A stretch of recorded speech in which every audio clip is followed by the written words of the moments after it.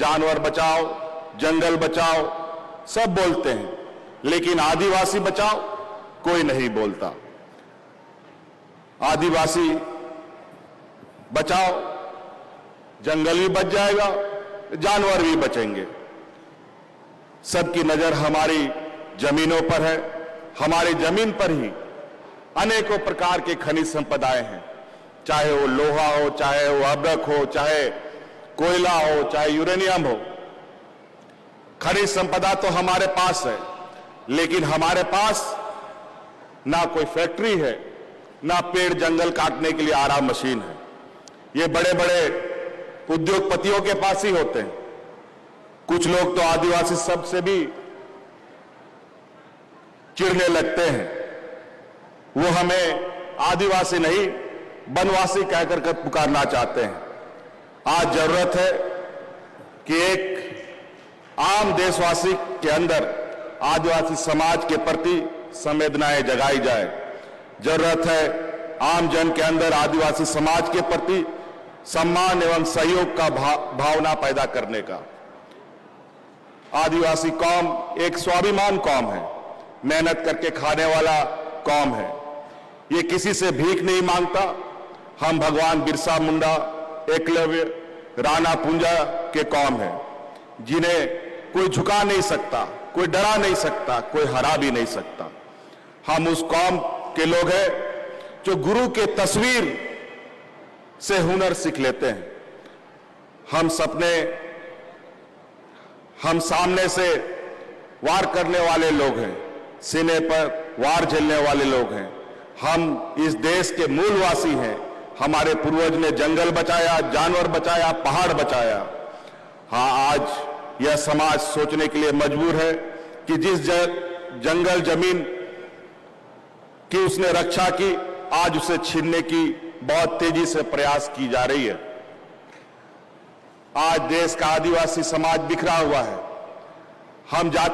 हमें जाति धर्म के आधार पर बांट कर बताया जाता है, जबकि हमारी संस्कृति एक है, खून एक है, तो समाज भी एक होना चाहिए। हमारा लक्ष्य भी एक होना चाहिए। हमें अपने 200-250 वर्ष पूर्व के इतिहास को याद करना चाहिए। हमें यह याद रखना होगा कि आज जो भी हमारे पास है वो हमारे शहीदों की देन है।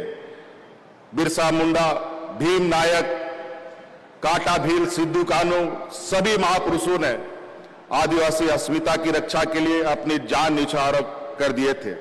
भगवान बिरसा मुंडा ने क्या कहा था? उन्होंने जल जंगल जमीन पर अधिकार की बात की थी, अब वह राज की बात की थी, गांव की सरकार की बात की थी। दिक्कत है कि हम अपने आदर्शों के बारे में जानते ही नहीं। हमारी नई पीढ़ी को इसके बारे में सोचना होगा। आप एक संथाली युवक से पूछें राणा पुंजा कौन है, तो वो बोलेगा, राणा पुंजा के बारे में सोचने लगेगा ये कौन है। वैसे ही आप एक भील युवक से पूछेंगे बुद्धू भगत कौन है, तो वो भी सोचने लगेगा कि ये बुद्धू भगत कौन है, और उत्तर भी नहीं दे पाएगा। सच्चाई है कि देश का आदिवासी समाज एक होकर सोच ही नहीं रहा है। हमें अपने आप को पहचानने की जरूरत है। जातिवाद, पार्टीवाद, क्षेत्रवाद से ऊपर उठकर हमें सोचना होगा। आपस में हमें हमेशा मिलकर रहना, यह हमने सबों को बताया है कितना व्यापक है आदिवासी विचारधारा। इसे सिर्फ आप हमारे अभिवादन में प्रयुक्त होने वाले शब्दों से जान सकते हैं। जोहार बोलकर हम संस्कृति की जय बोल रहे हैं, सभी की जय की बात कर रहे हैं। मैं तो चाहता हूं कि सभी लोग आदिवासी, गैर आदिवासी अभिवादन के लिए जोहार शब्दों का प्रयोग करें। आदिवासी समाज के समक्ष सबसे बड़ी समस्या क्रेडिट की है। उपलब्धता की रहती है तथा हम अपने आदिवासी लोगों को साहूकारों महाजनों के भरोसे नहीं छोड़ सकते।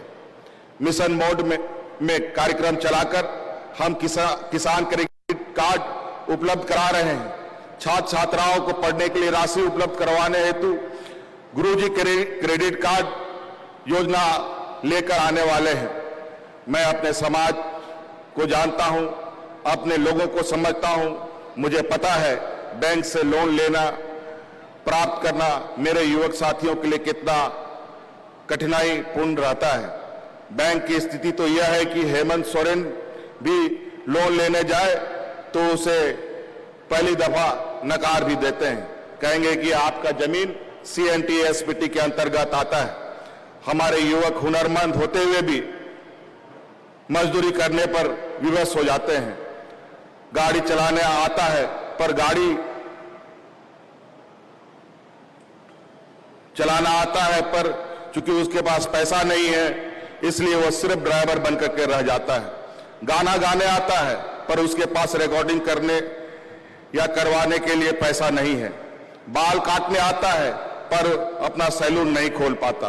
वेल्डिंग करने आता है पर अपना वर्कशॉप नहीं खोल पाता। हमने स्थिति बदलने की ठानी है।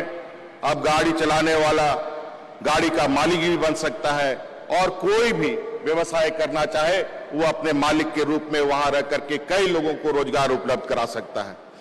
मेरा सोच साफ है, समाज का विकास करना है तो नौकरी देने वाले लोगों को खड़ा करना होगा, अपने लोगों को आगे लाना होगा।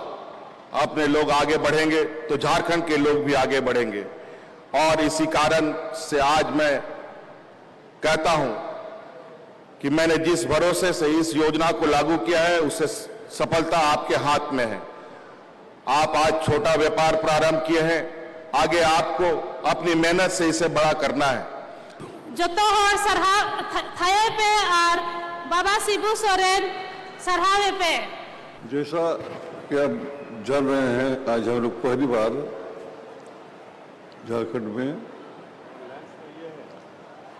देश के अंदर झारखंड महोत्सव मना रहे हैं और इसका महत्व क्या हो सकता है ये आप खुद समझ सकते हैं। जब तक किसी सामाजिक शक्तियां समाज के अंदर काम नहीं करेगी और उस समाज का प्रतिष्ठा नहीं बढ़ाएगा तो हम लोग का कोई भी विषय में कोई भी विकास का बात सोच नहीं सकता है। इसलिए ये महोत्सव इतना जरूरी है और पहली बार हम लोग शुरू कर रहे हैं। अब आने वाला साल में जो भाई लोग रहेंगे या सभी लोग रहेंगे बहुत शांत से मनाया जाएगा और इसका असर गांव-गांव तक होना चाहिए।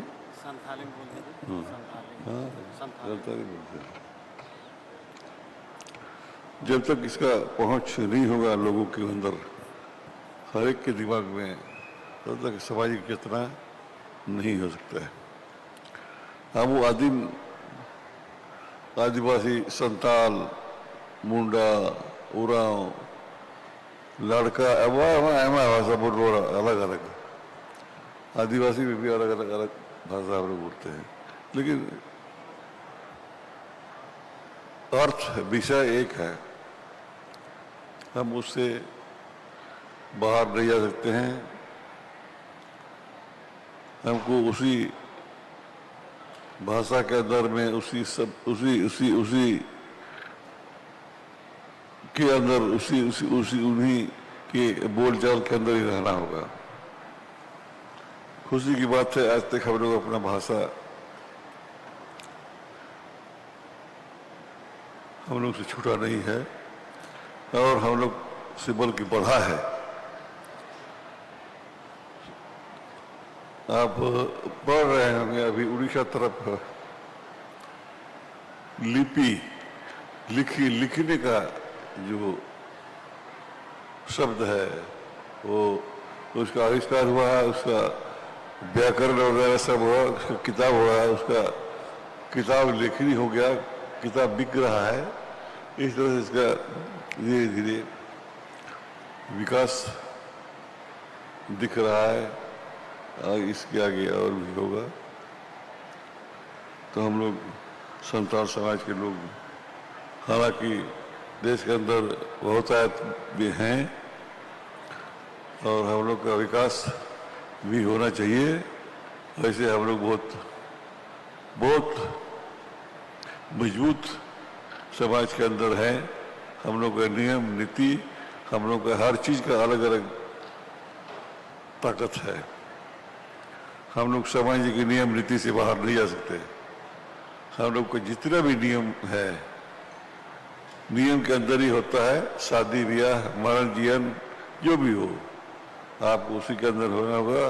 गांव का मुझी होना मालिक होता है और वही सब संचालित करते हैं गांव के अंदर।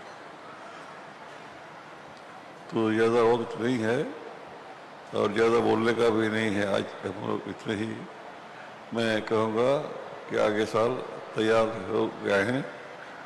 कुछ नए वस्तुओं को, नए बातों को आप कहें ताकि उसका